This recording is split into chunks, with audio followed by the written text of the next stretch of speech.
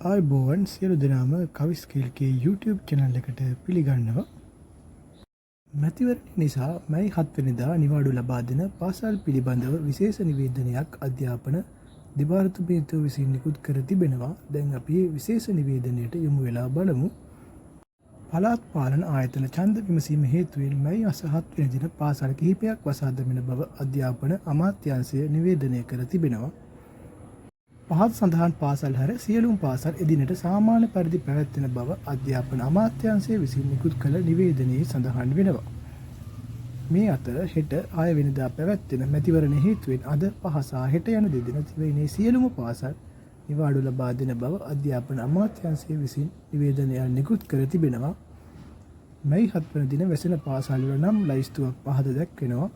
මේ පාසල් පමණක් වැසෙන බවට තමයි රජය විසින් විශේෂ නිවේදනයේ සඳහන් කරලා තියෙන්නේ.